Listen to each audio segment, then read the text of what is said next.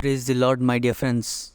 Today's our Bible verses, Ephesians chapter 4, verse 14 says like this: So that we may no longer be children, tossed to and fro by the waves and carried about every wind of the doctrine, by human cunning, by craftiness in deceitful schemes.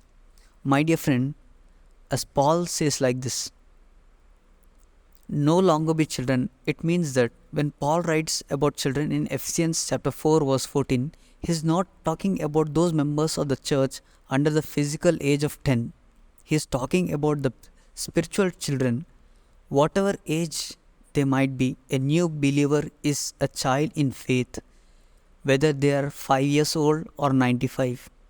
While every Christian begins as a baby Christian, it is God's plan that they should not remain there.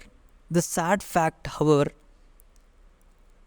is that many Christians remain in the infant stage for far too long, while many Christians sit in pews and sing worship songs on the Sunday morning for decades on end. Some of them remain immature the entire time, but Paul calls the church to help these Christians grow up so that they are no longer children.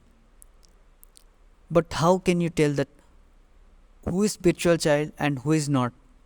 A Christian maturity comes down to two things. One is belief and another one is behavior of a Christian. Christian maturity is not measured by how much time a person spends sitting in a pew and reading their Bible. It is measured by how well a person understands the life of God and how well their own life imitates His. Let us discuss some aspects beginning beliefs.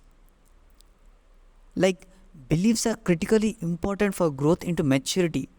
As others have often pointed out, we are what we know.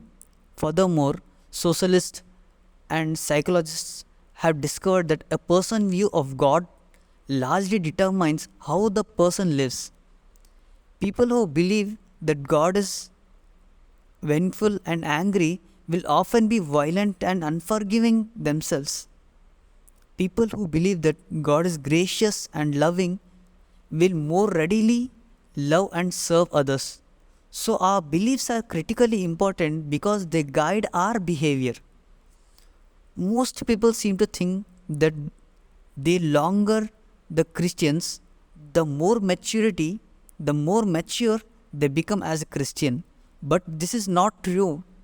Mature in Christianity is not just measured by the length of the time one has been as a Christian.